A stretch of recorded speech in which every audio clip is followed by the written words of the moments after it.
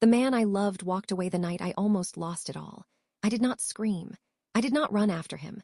I remember just sitting there, feeling the cold of the hospital bed under my hands, watching the door swing shut behind his back. The white hallway light spilled into the room for a second, and then it disappeared. After that, there was only the soft beep of the machines and the sound of my own breathing. For a long moment, I did not even cry. I just stared at the door thinking, so this is how it ends. If you were in that room with me, you would have seen how empty it felt. Pale green walls, a window with rain on the glass, a little plastic cup on the table with melted ice, one thin blanket over my legs, a monitor beside my bed, shining in the dark, and the space where he should have been. The night I almost lost it all did not start with a storm. It began like any other evening, with the smell of fried onions in the kitchen and the soft sound of the TV in the living room. It began with small, normal things. A dish left in the sink, a shirt forgotten on the chair, tired eyes, heavy sighs. Looking back now, I can see how the cracks were already there, waiting. But at that time, I still believed that love, our love, was stronger than any bad day, any hard month, any heavy year. I held on to that belief the way a child holds on to a blanket. Tight, too tight. Before I tell you about that night, I need to tell you who we were, because people do not walk away for no reason. Hearts do not break all at once. They crack slowly in quiet rooms over quiet dinners, in long silences and unfinished sentences. So let me go back. Let me walk you through the rooms of my old life. Let me show you the man I loved before the door closed behind him. When I first met Daniel, I was 22 and still believed that life would listen to my plans. I was working in a small bakery at the corner of our town's main street. Every morning, the shop smelled of warm bread and sugar. I wore a white apron and tied my hair back in a loose bun. My hands were always covered in a thin layer of flour, and my feet were always a little tired by noon. Daniel came in one rainy Thursday. I remember because the bell above the door rang, and he shook the rain off his jacket like a dog shaking off water. He apologized to me as soon as he saw the drops hit the floor. "I am so sorry, I am making a mess," he said, his voice soft and a little embarrassed. "It is only water," I told him. "We have seen worse things in here." He smiled at me then, and I noticed his eyes, warm, brown, gentle, the kind of eyes that make you feel like maybe, for a moment, the world is not such a hard place. He ordered a black coffee and a cinnamon roll. "You know," he said, "this is my 4th coffee today. My boss will probably say I have a problem." I laughed. "Maybe you do." He stayed a little longer than a person usually stays just to drink coffee. He asked me my name. He told me his.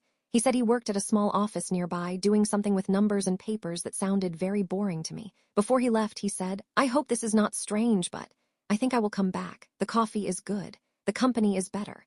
After he walked out, my coworker nudged me. "He likes you," she whispered. I pretended not to hear her, but I smiled to myself while I washed the cups. He came back the next day, and the next, and the next. Sometimes he came alone. Sometimes he came with files in his hand, like he had walked out in the middle of some office crisis. Sometimes he came when the shop was almost empty, and we would talk while I wiped the tables and stacked the trays. He told me about his mother, who lived in another town and called him every Sunday. He told me about his dream of starting his own small business one day. I told him about my father, who died when I was young, and about my mother, who cleaned houses and never complained. I told him I wanted to become a nurse. "You would be a good nurse," he said. "You have kind eyes." It was a simple thing to say, but it stayed with me. Little by little, those short talks turned into longer ones. A cup of coffee turned into a walk after my shift. A walk turned into dinner at a small restaurant where the lights were soft and the tables were close. I still remember the first time he reached for my hand across the table. My heart felt like it was learning a new language. "You know," he said quietly, "it has been a long time since I felt this, safe with someone." I did not know then what ghosts followed him. I did not know yet how much of himself he kept hidden, even as he smiled at me. I just knew that his hand felt warm around mine, and that the world outside the restaurant windows seemed far away. We fell in love in small, simple ways. He would text me, "Did you eat?" I would bring him a little box of leftovers from the bakery. He would walk me home late at night, even when he was tired. I would leave small notes in his jacket pocket. "Good luck today," or "Proud of you." We were not rich. We did not travel the world. We did not buy expensive things. We laughed a lot. We cooked together in my tiny kitchen. We watched old movies on his secondhand couch. We planned little dreams and big futures. One evening, as we sat on a park bench under a weak streetlight, he said, "I cannot promise you an easy life, but I can promise to try, really try." I believed him. When he asked me to marry him, it was not in some big show with flowers and music. It was in that same park on another quiet evening. He had a simple ring and shaking hands. "Life is scary," he said. "It feels less scary when I look at you. Will you marry me?" I said yes. Of course I said yes. We had a small wedding. My mother cried quietly in the second row. His mother hugged me and said, "Take care of my boy." We moved into a little apartment with thin walls and a leaky kitchen tap. At night, we could hear our neighbor's TV through the wall. In the morning, we would bump into each other in the narrow hallway and laugh. He would leave for his office job with a coffee in one hand and his tie crooked. I would go to my nursing classes and then to the bakery for extra hours. We were busy, tired, always counting coins. But there was a kind of happiness in it. The kind that grows when two people feel like they are on the same team. Back then, if someone had told me that one day this man would walk away from me in a hospital room, I would have said, "You do not know him. You do not know us. He would never." I would have been wrong. The first small cracks showed up in quiet ways. It started with money, as it often does. The rent went up. My mother's health began to fail, and we helped her with bills. My nursing program got more demanding, and I had to cut my hours at the bakery. Daniel's company lost a big client, and there were rumors of layoffs. I remember one night sitting at the kitchen table with a notebook, trying to make the numbers work. Daniel came in, loosened his tie, and looked over my shoulder. "Is it bad?" he asked, his voice low. "It is tight," I said. I smiled at him, trying to sound lighter than I felt. "We can manage, we always do." He sighed, rubbed his eyes, and sat down. He rested his head in his hands for a moment. "You know," he whispered, "sometimes I feel like I am drowning, like it will never be enough." I reached over and touched his arm. "We are in this together," I told him. "You are not alone." He nodded. He said he knew, but a shadow had already slipped into his eyes. After that, small changes came. He started working later and later. At first, he would call or text to say, "Sorry, I will be late, big project." Then sometimes he would not call at all. He would just appear at the door around midnight, smelling like cold air and tiredness. I would say, "Have you eaten?" He would answer, "I am fine," and fall onto the bed without even changing his clothes.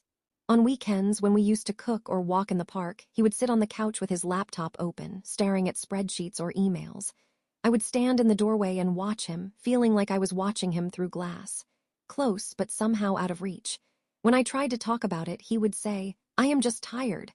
I am doing this for us, for our future. Why can you not see that?" I did see it.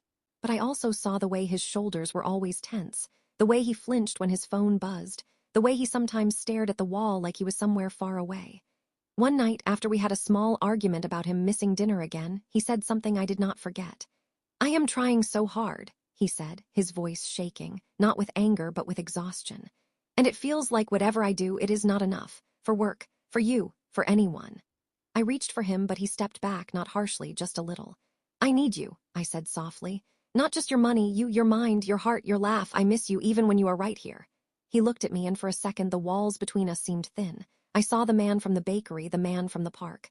"I miss me too," he whispered. But then his phone rang, and he turned away to answer it. Around this time, something else happened, something that should have brought joy. I found out I was pregnant. I remember staring at the test in the small bathroom, my hands shaking, my heart pounding in my chest, a baby, a little life.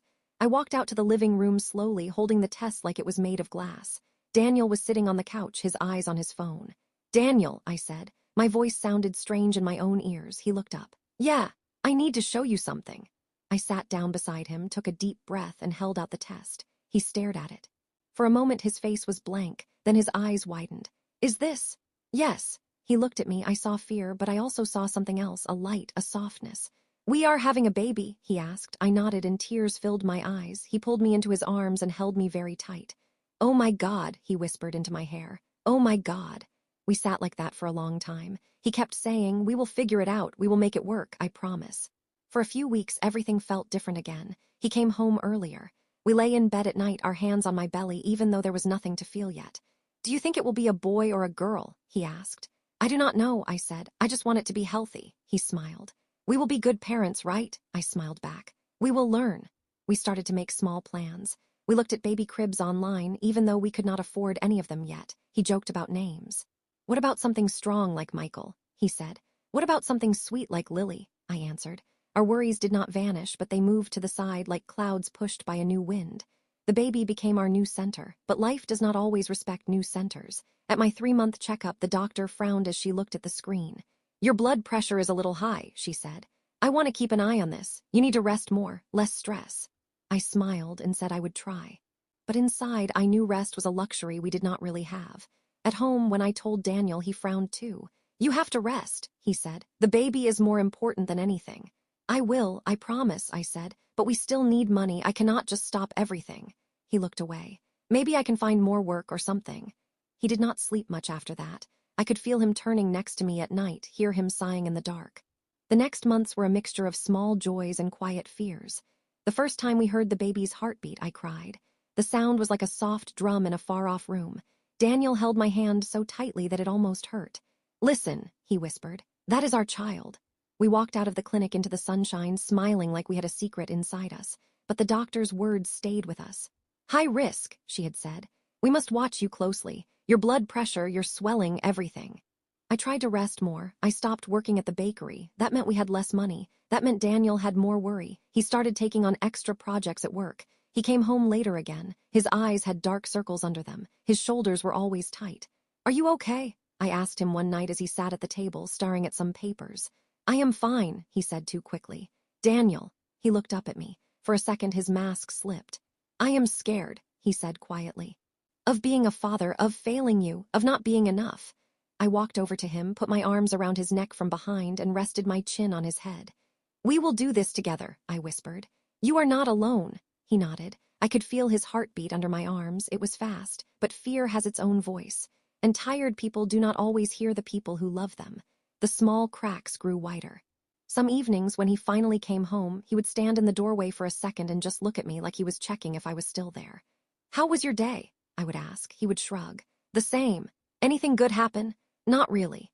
He started falling quiet during dinner. I would tell him about the baby's little kicks, about the shows my mother watched when she came to stay with me, about the silly dreams I had at night. He would nod, but his mind seemed far away. I tried not to take it personally. I told myself he was stressed, that he carried a heavy load, that this would pass when things calmed down. One night, though, we had a conversation that stayed between us like a bitter taste.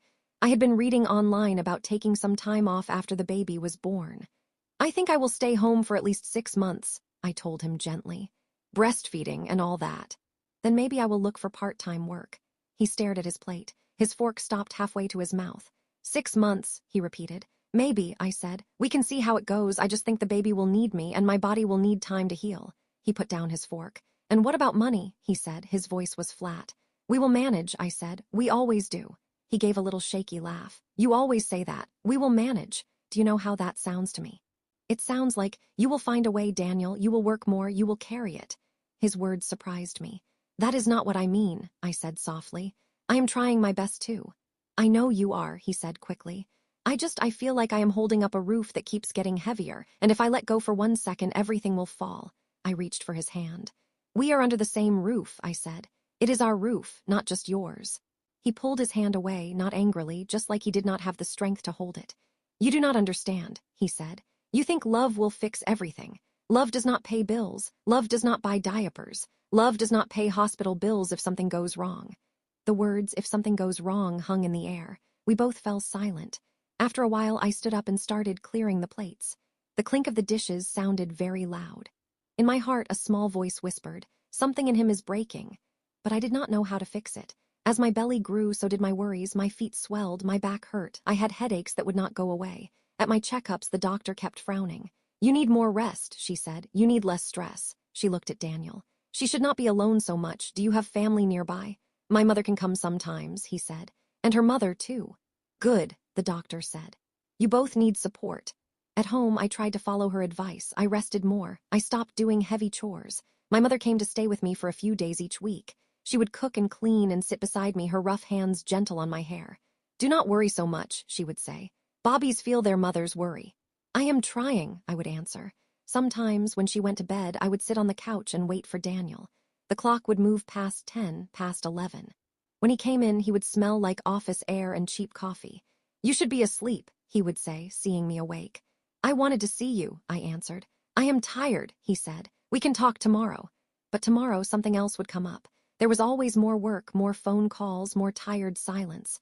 One evening, after he had canceled our doctor's appointment because he had an urgent meeting, I finally spoke up.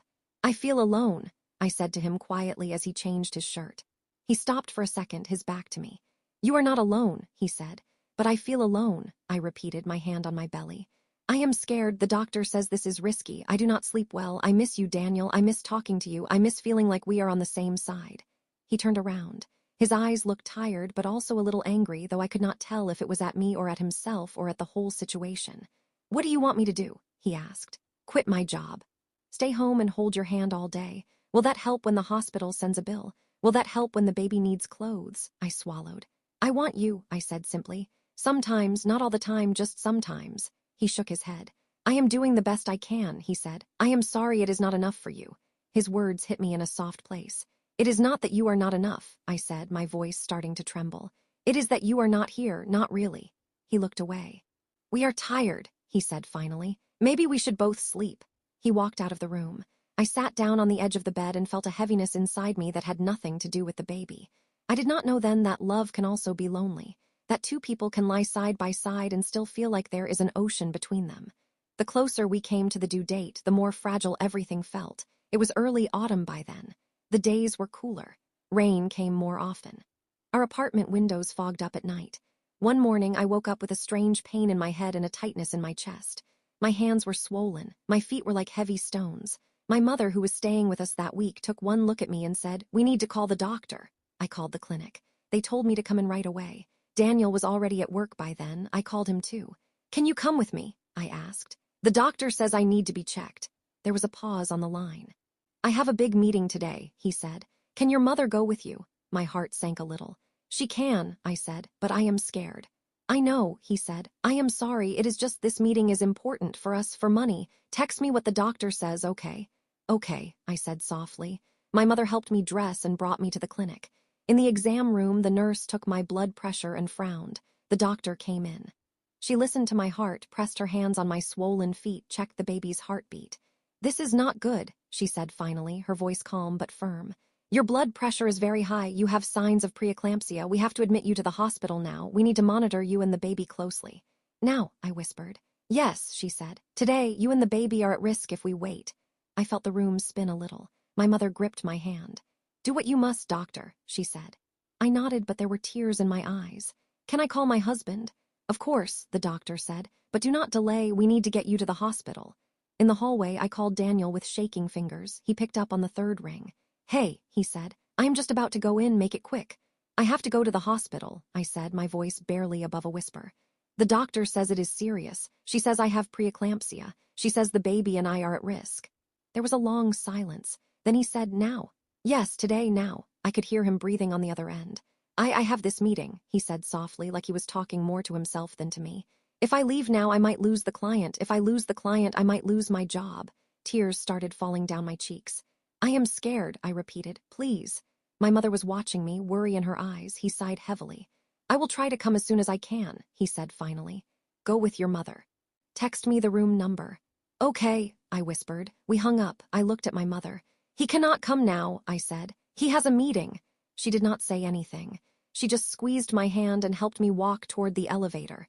In that moment, I told myself not to be angry. I told myself he was doing this for us, for me, for the baby, for all the bills that would come. But a small crack in my heart widened. The hospital room was cold and bright. The sheets were white. The smell of antiseptic filled the air. They put a band around my belly to monitor the baby's heartbeat. They put an IV in my arm. They put a blood pressure cuff on me that squeezed my arm every few minutes. A nurse with kind eyes explained everything in a gentle voice. "We are going to watch you very closely," she said. "Your blood pressure is too high. This can be dangerous for both you and the baby. We may need to deliver the baby early if things do not improve." "How early?" I asked, my voice shaking. "You are 34 weeks now," she said.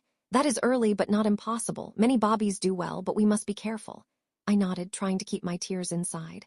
My mother sat in the chair beside the bed, her hands clasped in her lap, her lips moving in silent prayer.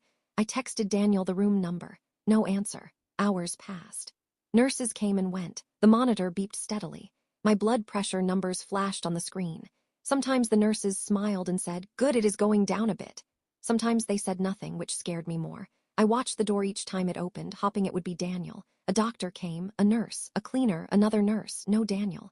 The sky outside the window grew darker. Rain began to fall. The drops ran down the glass like slow tears. In the early evening, I finally got a text. I am sorry, still in meetings, how are you? I stared at the words. My fingers hovered over the keyboard. I am scared, I wrote. They say I might have to deliver early. A few minutes later, he wrote back. They know what they are doing. You will be okay. I will come when I can. I read his message again and again. I will come when I can. A part of me wanted to throw the phone across the room. Another part of me said, he is doing his best. He is trying to save his job. He is scared too. My mother looked at me. What did he say? He will come later, I said quietly. She nodded slowly. He is under pressure too, she said, as if trying to help me forgive him. I closed my eyes. I listened to the baby's heartbeat on the monitor. It sounded like a small horse running in circles. Hold on, I whispered. Please, little one, hold on. Night came. The hallway outside grew quieter, then louder, then quieter again. Hospital time feels different from the time outside. It stretches and folds. Around midnight, my blood pressure spiked again. I felt lightheaded. The room blurred at the edges. A headache pounded behind my eyes like a drum.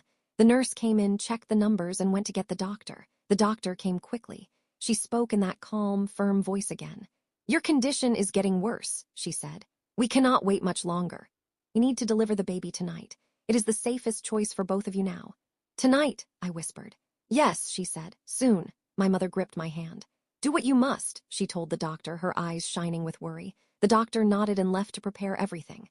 I took a deep breath and reached for my phone. My hands shook so much that I almost dropped it. I called Daniel. It rang and rang and rang. No answer. I tried again. He picked up this time, his voice low and a little distant. Hey, he said. I cannot talk long. They are going to deliver the baby tonight, I said, cutting him off. My voice broke on the word tonight. Silence. Tonight, he repeated. Yes, I said. They say it is not safe to wait. Please, I need you here. Please come. I could hear him breathing. I imagined him standing outside some office building, his tie loose, his face pale. I do not know if I can get there in time, he said. His voice sounded like it was far away from me, even though the phone was pressed tight against my ear. I am across town. It is late. I am exhausted. I am not sure I can drive safely. Tears filled my eyes. Take a taxi, I whispered. Ask someone, please. I do not want to do this alone. Another long pause. I am so tired, he said, almost to himself. I feel like I am about to fall apart. I have been in meetings all day. I have not eaten. I have not slept. Daniel, I said, my heart beating fast. Please. He drew in a long, shaky breath. I do not know if I can watch this, he said finally, his voice raw. The doctors, the blood, the fear, I do not know if I can do it. I am not as strong as you think. His words hit me like cold water. This is not about being strong, I said slowly. This is about being here. He was quiet for a long time, so long that I thought the call had dropped. Then he said in a small, broken voice, I am sorry. Daniel, I cannot, he whispered. I just cannot. And then the line went dead. I stared at the phone in my hand, my throat closed, my chest felt tight. My mother watched my face carefully. What did he say? She asked. I looked at her and I could not hold back the tears any longer. They spilled down my cheeks hot and fast.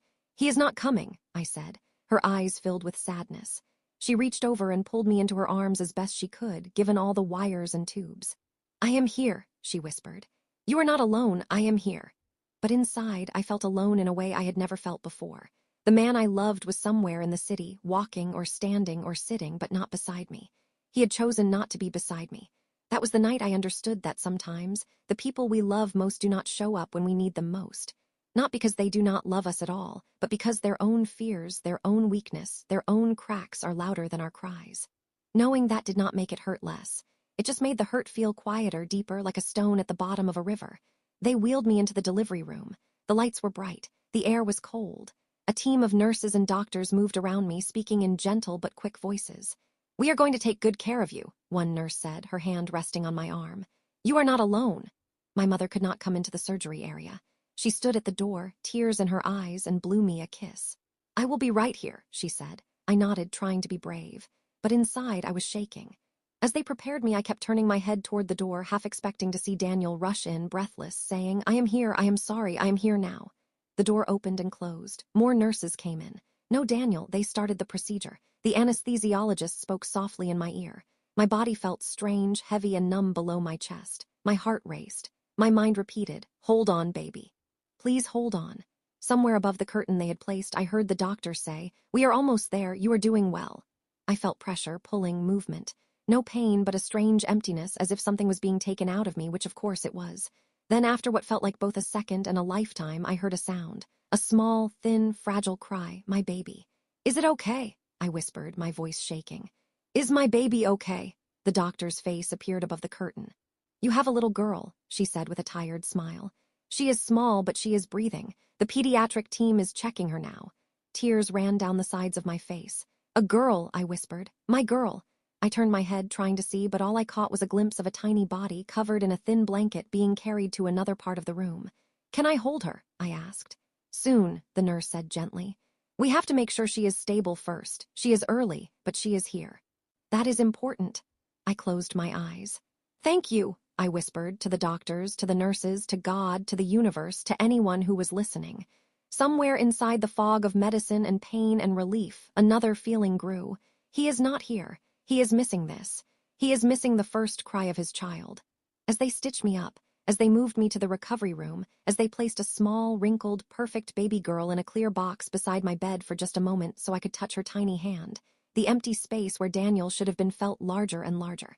I reached out with shaking fingers and touched my daughter's hand. Her fingers closed around my finger, so small and light. Hello, I whispered, my voice breaking. I am your mother, I am here. One of the nurses wiped my tears gently. Where is your husband? She asked softly. Is he on his way? I stared at the ceiling. I do not know, I said. Hours later, back in the room, the pain started to seep through the numbness. My body ached, my head pounded, my heart felt raw. The baby was in the neonatal unit in an incubator with tubes and machines helping her breathe. They had let me see her for a few minutes, but then they had taken her away. Rest, they told me. You need to heal too. Rest. How could I rest when part of my heart was in another room in a tiny plastic box? My mother sat in the chair beside the bed, her eyes fixed on me. You should sleep, she said. I will be here when you wake up. I turned my head toward the door again and again, half hopping, half dreading. Finally, close to dawn, the door opened. For a second, my heart jumped. But it was not Daniel. It was a nurse coming to check my blood pressure. She wrapped the cuff around my arm and pressed the button. Cuff squeezed tight. How are you feeling? She asked. I do not know, I said honestly. Happy, sad, scared, empty, full all at once. She gave me a small, kind smile. That is normal, she said. You have been through a lot. I wanted to ask her, is it normal for a husband not to come? But I kept that question inside. As the morning light began to creep around the edges of the curtains, my phone finally buzzed. It was a text from Daniel. How are you? Is the baby okay? No, I am coming. No, I am sorry. Just those two questions sitting on the screen like little stones. I stared at the words for a long time, then I typed back, baby is a girl, she is small but alive, I am in pain but okay. I waited. He wrote back, thank God, I am glad you are both okay, I will come later. I did not answer, later. The word felt heavy now. He came in the late afternoon. I heard the door open softly. My mother stood up. I turned my head and saw him standing there just inside the room, holding a small bouquet of tired flowers from the hospital gift shop. He looked older somehow. His hair was messy. His eyes had dark circles. His clothes were wrinkled like he had slept in them. Hi, he said softly. Hi, I answered. My mother looked from him to me. Then she quietly said, I will go get some coffee, and slipped out of the room, closing the door behind her. We were alone. For a moment, neither of us spoke. The machines beeped softly. The rain had stopped, but the world outside the window still looked gray. He walked slowly to the side of the bed and placed the flowers on the small table. How are you? He asked. Tired, I said. Sore, he nodded. I am sorry, he said. I am so sorry I was not here last night. I looked at him. There were tears in his eyes. Why were you not? I asked. My voice was not loud. It was not angry. It was just a question, simple and direct. He swallowed hard. I was scared, he said. Of losing you, of losing the baby, of seeing you in pain. I have never been good with hospitals, you know that. I felt like if I watched and something went wrong, I would never forgive myself. I thought maybe it is better if I just wait, if I come when things are calmer. I listened. I let his words sit in the air. You thought it would be better for who? I asked quietly. For you. He opened his mouth, then closed it. I do not know what I thought, he said. I told myself that you were in good hands with doctors, with your mother. I told myself I would only be in the way. I told myself I was too tired to drive safely. I told myself many things. Our eyes met. And what did you tell yourself about me? I asked. About what I might need, about how I might feel. He looked down at his hands.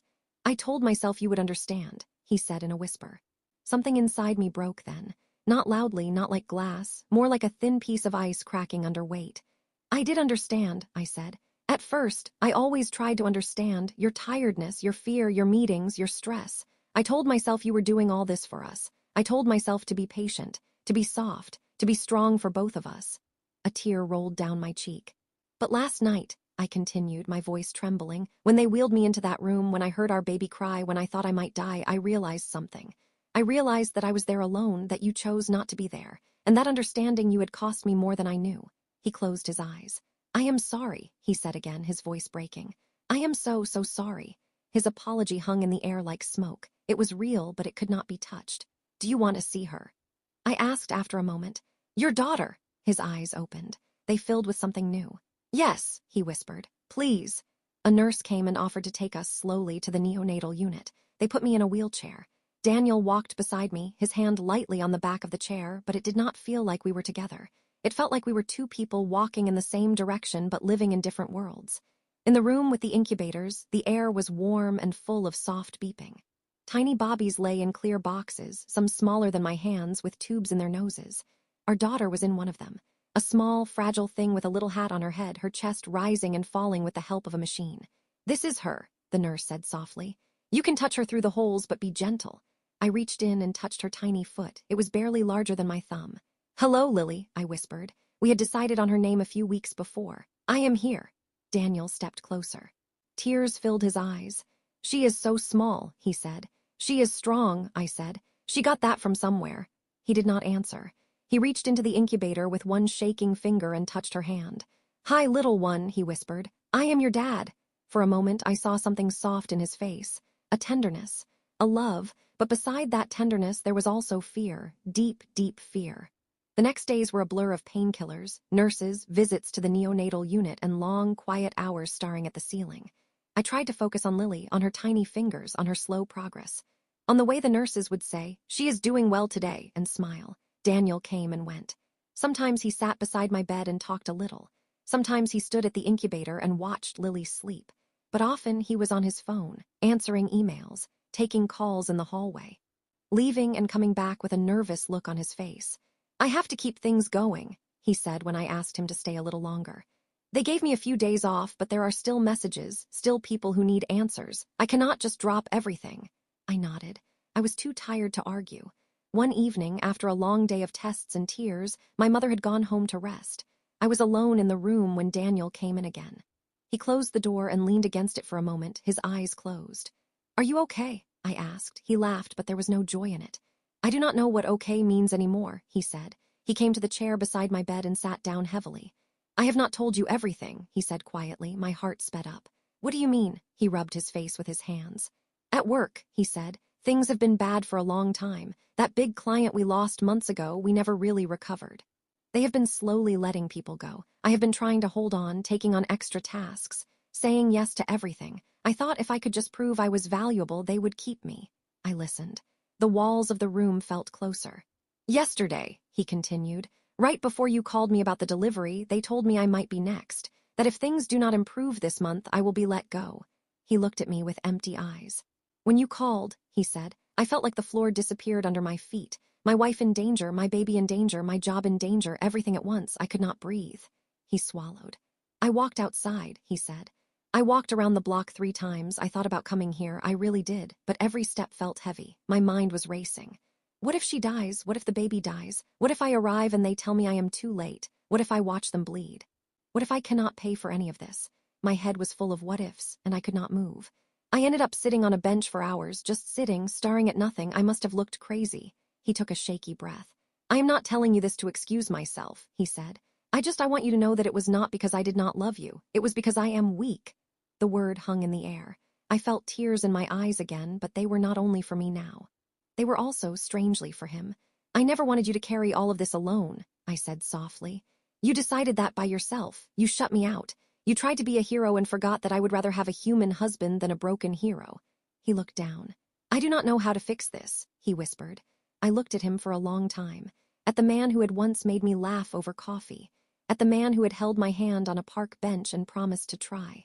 I do not know either, I said honestly. We sat in silence for a while. The monitor beside my bed beeped softly. Somewhere down the hall, someone laughed. Somewhere else, someone cried. Finally, he stood up. I should go home and get some sleep, he said. I will come back tomorrow. He walked to the door, opened it, then paused. He looked back at me, his hand on the handle. I am sorry, he said again. I know that does not change anything, but I am. I nodded. I could not find any words that felt true. He walked out. The door closed. The sound of it closing stayed with me for a long time. A few days later, they discharged me from the hospital, but Lily had to stay. Leaving her there was one of the hardest things I have ever done. The nurse handed me a small blanket that had been in her incubator. "This will help," she said gently. "It smells like her, and tonight, when you are not here, she will have one that smells like you." I held the blanket to my face and inhaled. It smelled like clean cotton and something soft, something that made my heart ache. At home, our apartment felt different. The crib we had set up in the corner stood empty. The little clothes folded on the shelf waited quietly. The air smelled stale, like a place that had been left alone for too long. My mother helped me into bed and made some soup. Daniel came by later, carrying a small bag with extra clothes for me. We did not talk much. We were both tired. The weight of everything pressed down on us like a heavy blanket. That night, as I lay in our bed, every part of me sore and fragile, I turned onto my side and looked at Daniel. He was lying on his back, staring at the ceiling. His face was in shadow. "Daniel," I whispered. Are we going to be okay?" He was quiet for so long that I thought he had fallen asleep. Then he said in a voice I barely recognized, "I do not know." My heart sank. It is strange. The moment you realize that the person you thought would always be your safe place is no longer sure if they can stand beside you. It is like standing on a cliff and realizing the ground beneath you is softer than you thought. I turned to face the wall and held the little blanket from the hospital to my chest. Tears slid silently onto my pillow. I did not sob. I did not make a sound. I just let the tears fall, one after another, like rain on glass. The weeks that followed were a mixture of joy and grief. Every morning, I went to the hospital to sit beside Lily. I watched her slowly grow stronger. Her breathing improved. The tubes were reduced. She opened her eyes more often. I would put my hands into the incubator and whisper stories to her. "Your father loves you," I would say, even on days when I was not sure if he loved me. "He is just lost right now." Daniel came sometimes. He would stand beside me, looking at Lily with a kind of awe and tell her about the world outside.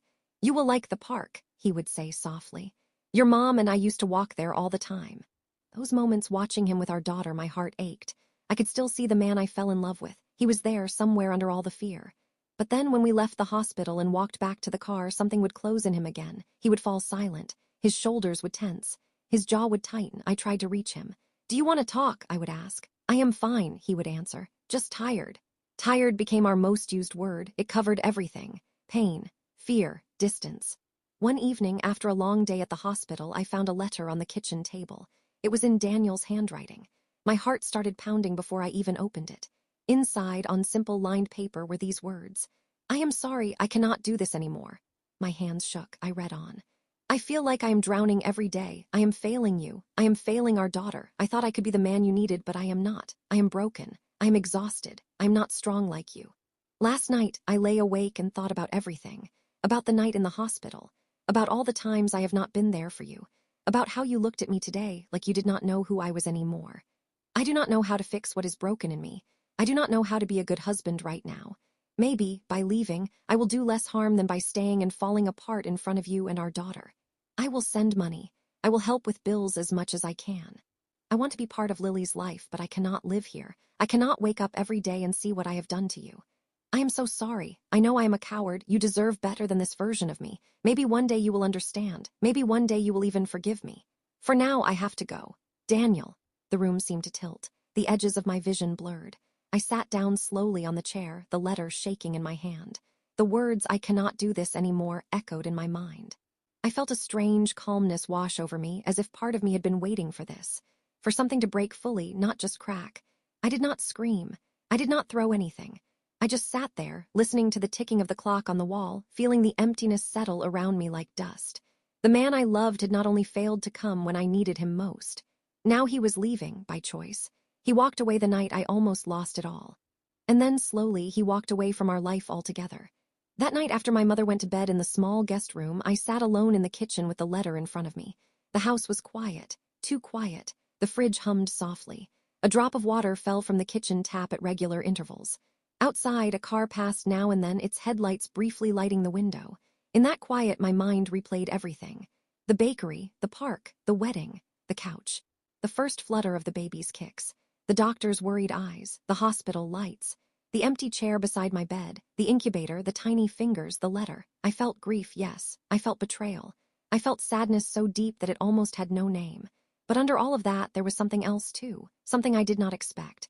a small, flickering light of relief. Relief that the waiting was over. That I no longer had to hope he would suddenly become the man I needed him to be. That I no longer had to tell myself stories to explain his absence. Now I knew. He had reached his limit, his own fragile limit, and he had stepped away. It was a choice that hurt me. It was a choice that hurt our daughter. It was a choice that I did not agree with, did not respect, did not understand. But it was a choice that he, in his brokenness, felt he had to make. I put my head on the table and cried silently. Not just for me, not just for the love we had lost, but also for him, for the boy who had once shaken rain off his jacket in my bakery, who had once wanted to be a good man, who had once promised to try. Somewhere along the way, life had been too heavy for him, and he had put the weight down in the most painful way possible. The days after that were some of the hardest of my life. I still had to get up every morning and go to the hospital. Lily still lay there, small and fragile, needing my touch, my voice, my presence. My body was still healing from the surgery. I moved slowly. My scar pulled when I bent. My legs ached when I climbed the hospital stairs. My heart was breaking, but my daughter did not know that. She only knew that when I pressed my fingers through the holes in the incubator, when I whispered her name, her little heartbeat on the monitor grew a little steadier. My mother was my rock. She cooked. She cleaned. She sat with me at the hospital when she could. She held me when I broke down at night. There will be time to hurt, she would say, but now you must also live for her. She would point toward Lily's room. For her, I repeated to myself over and over. Daniel sent a few messages in the first days. I left some money in the account, he wrote. I will send more when I can. I spoke to the hospital about the payment plan, another message said. I am sorry, he wrote again and again. I answered some of them short and simple. Okay, thank you. I did not have the strength for more. At night, when the house was quiet, I sometimes took out his letter and read it again. I searched between the lines for some sign that this was not real, that he would knock on the door and say it was all a terrible mistake. He did not. He had walked away. Now I had to learn how to walk too, without him. Lily grew stronger. Weeks passed. Her weight slowly increased. The tubes were removed one by one. The day they told me I could finally take her home, I cried so much that the nurse hugged me. You both made it, she said gently. You are stronger than you know. I held Lily in my arms, really held her without wires, without plastic between us, and felt something shift inside me. She was light, but she felt like an anchor that might keep me from drifting away completely. At home, I placed her in the crib we had built together. I stood there for a long time, watching her tiny chest rise and fall, listening to the little sounds she made in her sleep. My mother came and stood beside me. You did this, she whispered. You brought her here, you kept going. We did this, I corrected her. You helped me. She smiled and squeezed my hand. Later that night, when the apartment was quiet and Lily was finally asleep, I sat in the living room with a cup of tea. The couch where Daniel and I had once sat together felt bigger now. Colder. I looked around the room and saw traces of him everywhere. The mug he always used, the jacket on the hook, the picture of us on the wall smiling on our wedding day. I got up slowly, walked to the picture and took it down. I did not throw it away. I put it inside a drawer. Our past was real. Our love had been real. Hiding it or burning it would not change that. But I could not look at it every day and live. I sat back down and closed my eyes. In my mind, I went back to the bakery, to the park, to the hospital, to the letter. I let myself remember. I let myself feel. And then softly I told myself, it is time to let go of the story of who he was supposed to be. It is time to see who he really is and who I am without him. Those words did not make the pain disappear, but they made it a little clearer, easier to hold. Months passed. Life found a new rhythm. Mornings started with Lily's cries, diapers, bottles, little socks that always got lost. Her soft weight in my arms as I walked her up and down the room, humming old songs my mother had sung to me. Afternoons were for short naps, for laundry, for visits from neighbors who brought food and gossip, for long looks out the window when Lily finally slept. Nights were broken by her tiny sounds. I would wake, feed her, change her, and sit in the dim light of the lamp, watching her face. Sometimes in those quiet hours, my tears would fall onto her blanket. I thought about Daniel often, sometimes with anger, sometimes with sadness, sometimes with a strange, distant kindness. He called a few times to ask about Lily. How is she? He would ask, his voice careful. She is growing, I would say. She smiled today, she held my finger, she made a new sound. He would listen, then say, I wish I could see that. You can, I would answer, my voice simple. You just have to come. He came once or twice, always for short visits. He held Lily awkwardly, as if afraid he might drop her. He would say, Hi, little one, in a soft voice, and for a moment his face would soften, the old Daniel shining through. But then he would look at me and the shadow would return. We talked politely, about her weight, about her health, about the weather. We did not talk about the night in the hospital. We did not talk about the letter. Those things sat between us like a closed door. After one such visit, as he stood in the doorway ready to leave, I asked him quietly, "Are you happy?" He looked surprised. "I do not know," he said. "I feel less trapped, but also more empty." I nodded. "Do you regret leaving?" I asked. His eyes filled with tears. "Every day," he whispered. "And also, I still do not know how I could have stayed." That was the truth of it, painful, complicated. Sometimes love is not enough to fix what is broken in someone. Sometimes the damage inside a person is older than you, deeper than your story together. I could not carry his wounds and mine too. I watched him walk down the hall and out of the building. I did not follow. Slowly, the sharp edges of the hurt began to soften. I cried less at night. I laughed more at small things Lily did, the way she scrunched up her nose, the way she reached for my hair, the way she kicked her legs when she was excited.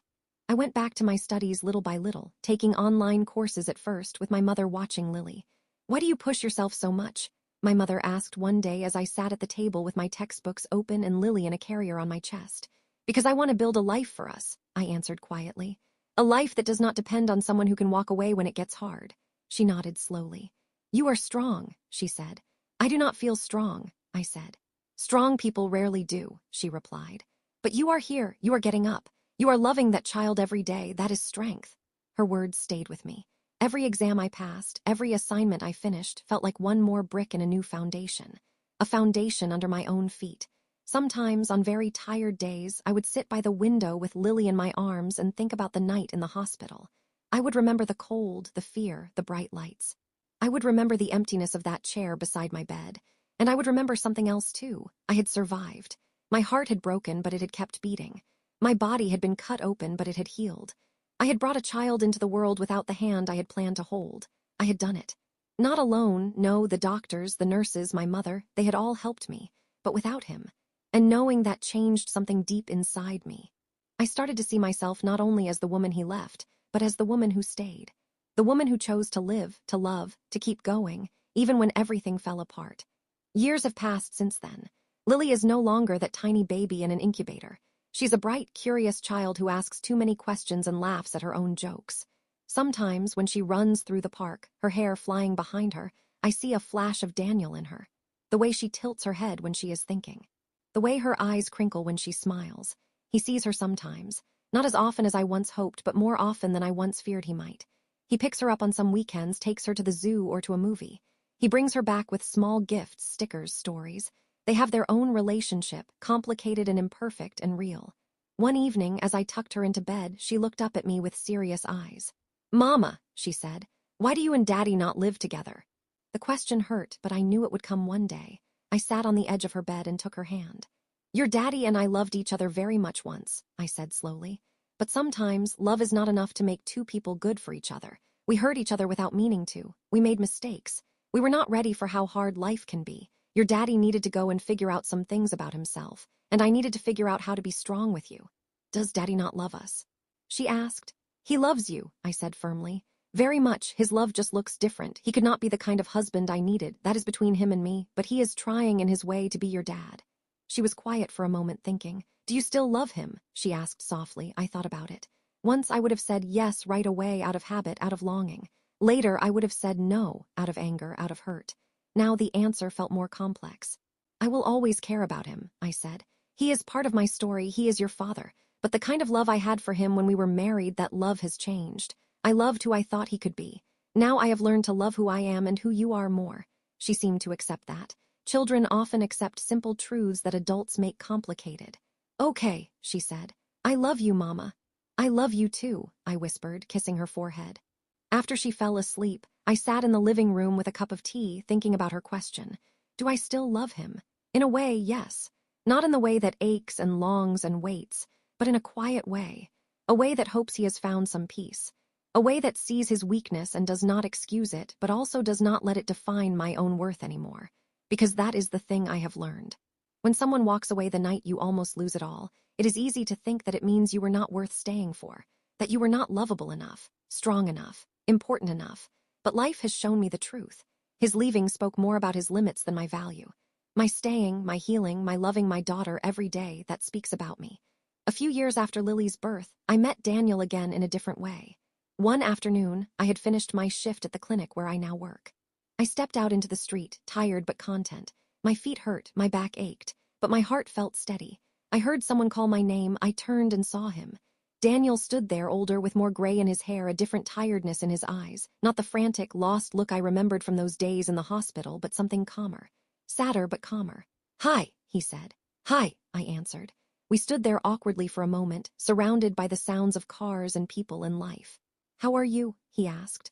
"I am okay," I said. "Busy, tired, but okay." He nodded. "You look stronger," he said. "I had to be," I replied gently. He looked down at his hands, then back at me.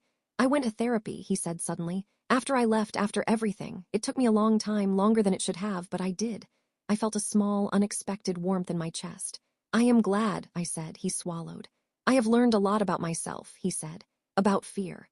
About running away. About how I let my shame make choices for me. "I know I cannot fix the past," he continued. "I know I cannot fix what I did to you, to us, to that night. But I wanted you to know that I do not run as much now. That when Lily asks me hard questions, I try to stay. That I am trying to be a better man, even if it is too late to be that man for you." I listened. For a moment, the image of him sitting on that hospital bench came into my mind. Alone, scared, frozen. He had hurt me deeply. His choices had left scars on my heart that would never fully fade. But standing there, years later, I saw not a monster, not a villain, but a human being who had failed, who had broken, who was trying in his own slow way to learn. "I am glad you are trying," I said quietly. "For yourself and for her." We stood in silence for a few seconds. "I am sorry," he said again. "I know," I answered. And for the first time, I felt that I could say, honestly, "I forgive you." Not because he deserved it. Not because what he did was small or easy to forget. I forgave him for myself. Because carrying anger was a weight I did not want to pass on to my daughter. Because I had learned that forgiveness is not saying, "It did not matter." Forgiveness is saying, "It mattered, it hurt, it changed me, and I will not let it own me forever." He nodded. Tears shone in his eyes. "Thank you," he whispered.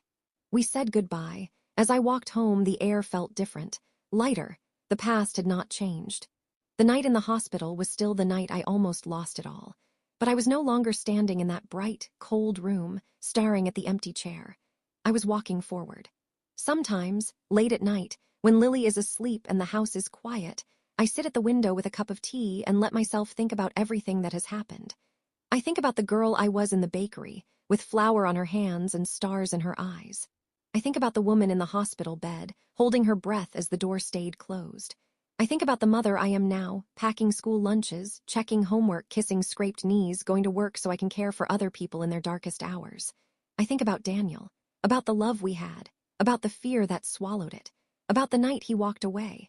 I do not cry as often as I once did, but sometimes a single tear will still slip down my cheek. Not only from sadness, but from a strange gratitude, too. Because that night, as terrible as it was, showed me something important. It showed me that I could break and still not disappear. It showed me that I could feel abandoned and still choose to show up for someone who needed me, my daughter, myself. It showed me that love is not only about who stays beside you, but also about how you stay beside yourself when others cannot. If you are listening to this, and you have your own night, your own hospital bed, your own empty chair, your own letter on the table, I want to say something to you. You are not the sum of the people who walked away from you. You are not unworthy because someone could not carry their own heart and yours too. Their leaving speaks of their limits, their fear, their wounds. Your staying, your healing, your small daily acts of love, those speak of your strength. The night I almost lost it all, I thought my life was ending. In some ways, it was the life I had imagined, the marriage I had hoped for, the story I had written in my head about forever. But on the other side of that ending, there was a different beginning, a new story, one where I learned to hold my own hand. One where I learned that broken hearts can still love deeply. One where I learned that even when the person you love most walks away, there can still be kindness in the world, in a nurse's touch, in a mother's hug, in a child's sleepy smile. In your own quiet courage. The man I loved walked away the night I almost lost it all. And yet here I am. I did not lose everything. I lost him. I lost the picture of the life I thought we would have, but I found something else. I found myself. I found a little girl with her father's eyes and her mother's stubborn heart. I found work that gives me purpose and lets me stand beside other people in their own difficult nights, whispering, "You are not alone." Life did not go the way I planned. It almost ended in a white room with bright lights and an empty chair. But it did not end. It changed. And in its new shape, there is still love, there is still hope. There is still morning after the longest, darkest night. So if you're standing in your own darkness right now, watching a door close, hearing someone say, "I cannot do this anymore," I will not tell you it does not hurt. It hurts. But I will tell you this: one day you will sit by a window like I do now. You will look back on this night. You will remember the fear, the loss, the quiet, and you will also remember that you survived, that you kept walking, that you learned to breathe again, that you found small, gentle reasons to stay. Hold on to those reasons. Hold on to yourself. Sometimes the night you almost lose it all is also the night you begin to find who you really are.